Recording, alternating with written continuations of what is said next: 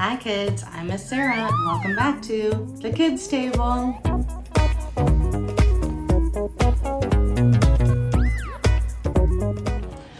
Today we're going to be talking about generosity. That's another big word, and it just means giving to other people what you have, or of your time, or of your prayers. Generosity comes in a lot of different forms. So we're going to be reading a book and then we'll talk about it after. And I hope you enjoy the illustrations because I think they're pretty cool. So this book is called What is Given from the Heart by Patricia C. McKissack, and illustrations by April Harrison.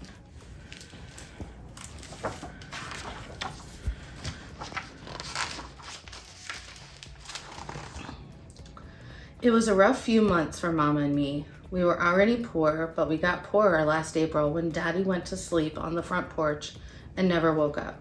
Mama cried and cried because Daddy didn't have a suit to be buried in.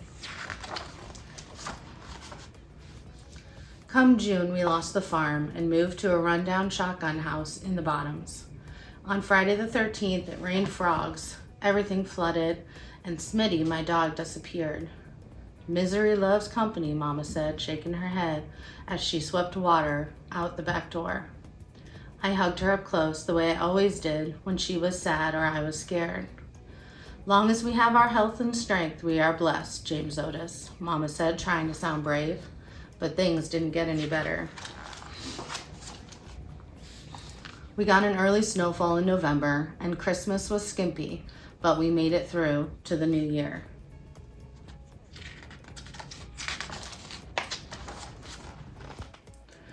For I realized February was upon us, with a Valentine's Day just 2 weeks away. One Sunday, Reverend Dennis made an announcement during services. Just as we always do, we'll be delivering love boxes to folk nearby in our community, he said. Irene Temple and her little girl have lost everything in a fire. We must add them to our list. Next week, bring whatever you think might be useful to them. Remember, what is given from the heart reaches the heart. James Otis, we need to help out, Mama said on the cold walk home. I come back with, how we gonna do that, Mama? We ain't got nothing ourselves. Mama kept right on talking. Sister Bunch told me the daughter's name is Sarah. She's 7, 2 years younger than you. You can find a little bit of something for her, don't you think? I wasn't convinced. What do I have that a little girl would want? Now, said Mama, remember what Reverend Dennis said, what is given from the heart reaches the heart. That night, I lay warm and toasty under one of Mama's quilts. Still, it made me tremble to think about fire taking away what little we did have.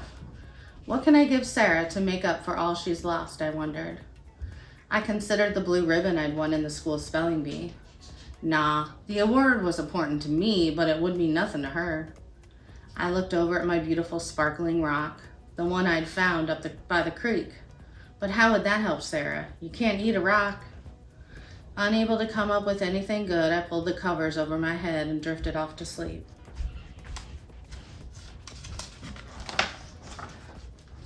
Come morning, I found Mama in the kitchen, busy sewing. I know if we had a fire, I would miss my aprons, Mama explained, so I've decided to make Mrs. Temple one. But Mama, you're using your white tablecloth, the only nice thing you have. James Otis, I'm stitching with a loving heart. My hope is that this apron will give as much joy to Mrs. Temple as the tablecloth has given to me. Mama's smile was a welcome sight.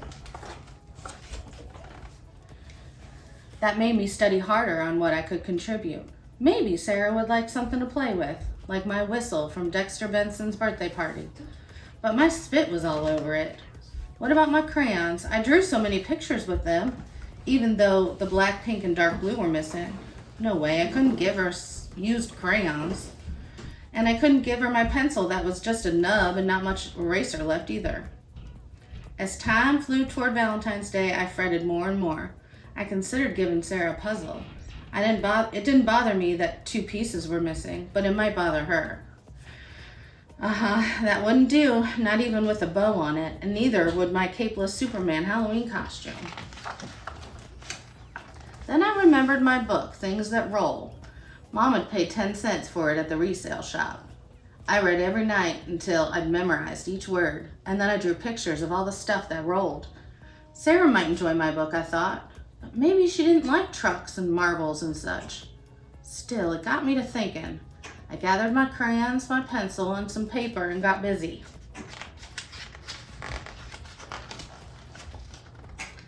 On the Sunday before Valentine's Day, we were off to church. Along the way, Mama told me, as usual, the trustees will deliver the love boxes to the homes of the needy, but Reverend Dennis has invited the Temples to receive theirs at Olive Chapel so they can meet the congregation. The church was full. Mama beamed as she carefully placed the apron in the box. When we presented the Temples with their love box, filled with all kinds of clothing, food, tools, and toys, Mrs. Temple was overcome with emotion. The congregation shouted, "Amen." Even so, Sarah seemed sad and afraid. She clung to her mama's arm, hid her face. I walked over to her where they were standing. "Hi, Sarah," I said, sounding cheery-like. "My name is James Otis, and I'm pleased to meet you."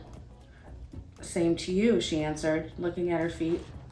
"Here," I said, handing her my gift. "I wrote it, drew the pictures, and put it together myself just for you." Sarah managed to smile as she stared at the book I'd made. Then real slow-like, she read the cover. "From My Heart to Your Heart" by James Otis Petway. "It's about a little girl named Sarah and..." "Don't tell me," she said. "I want to read about myself by myself." "I can't believe it," she squealed. "A book about me." Then she covered her mouth to catch a giggle. Seeing little Sarah's happy made me happy too. I laughed out loud. I put some hard words in too so you can look them up. "You sound like my teacher." Sarah pressed the book on her heart, closed her eyes, and whispered, "Thank you, James Otis. I will keep this book forever and ever." Walking home, Mama held my hand. "The Temples looked very grateful," she said. "I think we reached their hearts," I said. Mama nodded. "I'm proud of you, James Otis." "How come?" I asked. "'Cause you're you." In winter, night comes early. The sky was darkening, and it had started to snow.